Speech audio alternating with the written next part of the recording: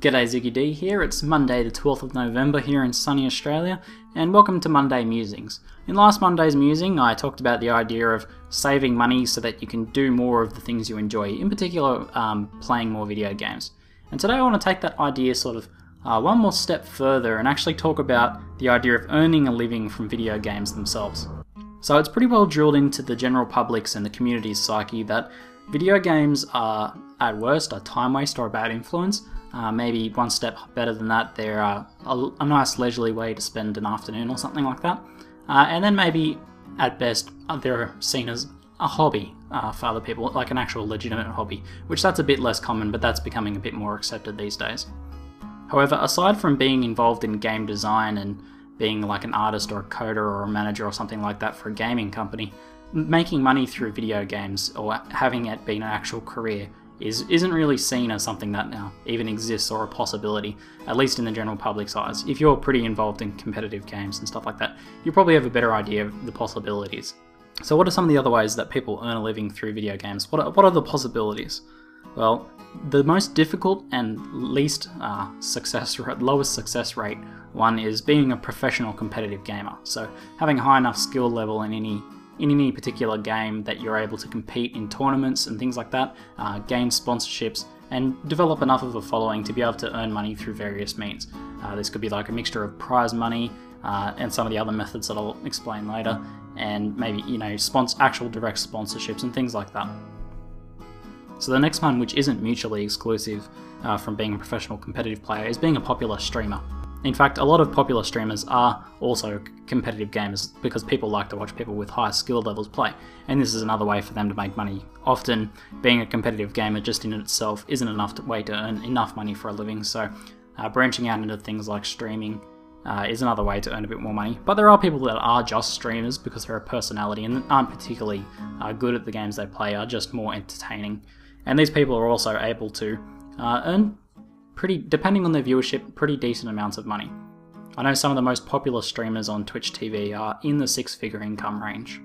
So being a popular streamer, enough so to earn a living from ad revenue and things like that, and maybe extra sales and anything else it generates, it's pretty difficult. You have to be able to maintain a high viewership count for longer periods of time. A lot of these people will play many hours a day and will have a couple thousand viewers at all times to be able to earn enough money, and maintaining that and getting that is pretty difficult. There's a lot of streamers who struggle to break the 100 viewer count at the best of times. So another way that's not mutually exclusive of the first two is being a coach. Like, along with being a good player yourself, there are other people who want to get better at the games they play. Either they want to be competitive themselves or they just want to be able to enjoy the game at a higher level. And a lot of people are willing to pay now to be able to do that. Just like any other hobbies, say look at tennis or something, or chess. There's plenty of tutors and coaches that will help people improve their abilities in tennis or chess. And the same thing's happening in gaming now. To me, this is a big step for gaming, having an active coaching scene.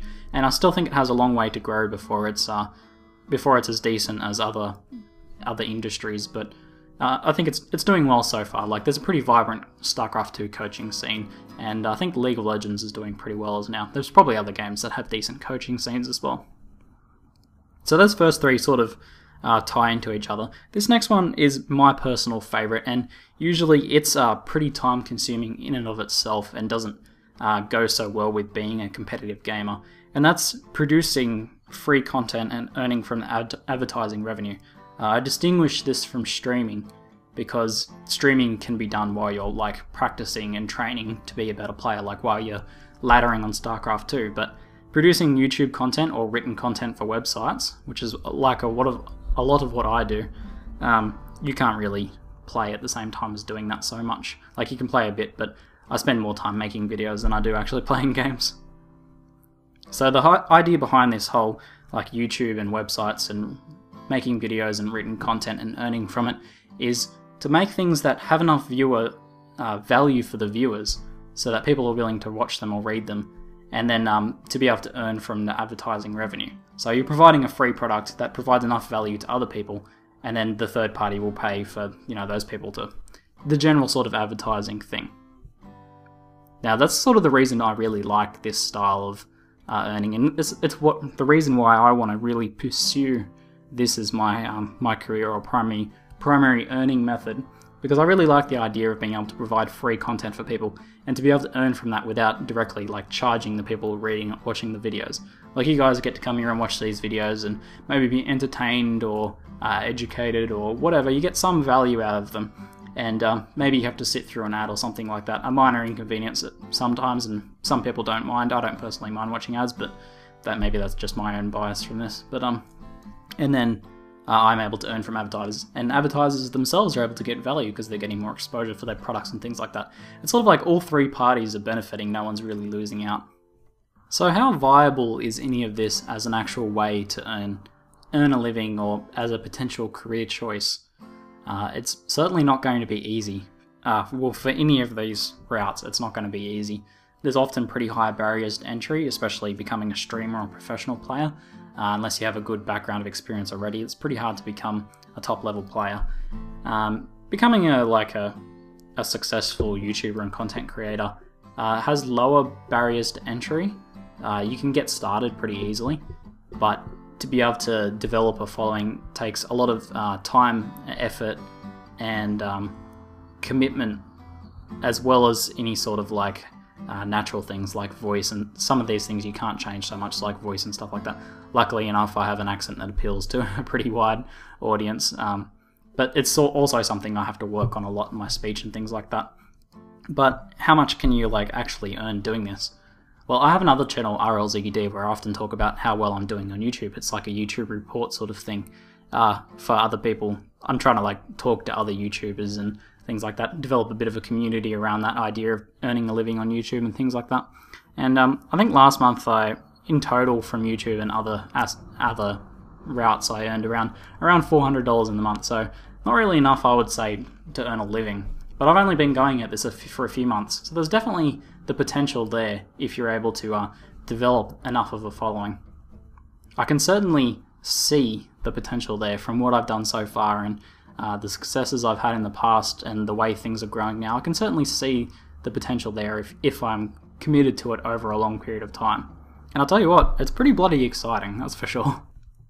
So I've been trying to think about what it actually takes to be successful through any of these routes.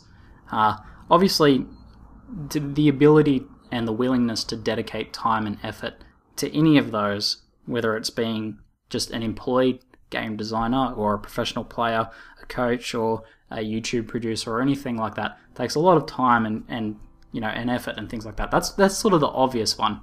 Obviously, there's like natural talent can help you. It can give you a leg up in whatever area you choose. But another big one that I've sort of been thinking about lately is the fact that it also takes a certain life situation to be able to do that. A lot of the most successful YouTubers currently are in their 30s or they're a bit older. Like, they have a fair bit of experience in the industry already, and maybe they're at a point in life where they've had a successful job in the past while they develop their success and stuff like that. And that's been the most popular route. The route I'm sort of taking of being younger and getting into it before having like a long-term career in another field is kind of, it seems less common, but I think there is also the potential for that to work from another point of view, because I don't have a huge level of commitment, like in terms of my life, like no financial commitments. Like, we have not too much debt compared to like someone who's bought a house and is raising kids and stuff like that. Not to mention, I also have an incredibly supportive girlfriend who's putting up with me through all of this craziness. That also helps a lot. So that's kind of a hard one to get around, because it's hard to tell people that you probably can't do something because you have a family and a house to pay off and all this sort of stuff. But I think that's actually an important factor, being in a position in your life where you can take a risk, essentially.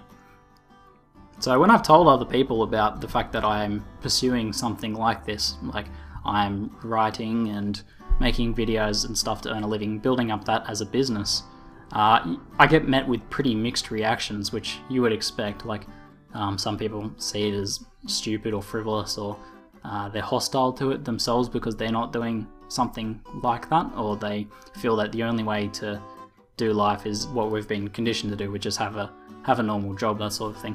But there's also been people that have been pretty supportive. My dad in particular said something which has sort of tempered me and stuck in my mind about this, and it was that if I'm going to be doing something like this at any point in my life, now is the best time to be doing it, because I have that lower levels of commitment, and I can take a risk without, you know, I don't have kids or anything to support. I can take that risk. So overall, it's kind of exciting to be doing something crazy, and I'm really enjoying, obviously, doing something, trying to earn a living and building up a business around something I really love. I'm keen to talk to any of you guys if you're also interested in pursuing some sort of career in gaming, whether it be being a competitive gamer or producing content or something else, or whether you have some other route that I haven't thought of. Yeah, I'm keen to talk to you guys, maybe in the comments, or feel free to send me a message on YouTube. I love to chat people about this because it's fun to gauge yourself against other people and see how other people are approaching the problem, things like that.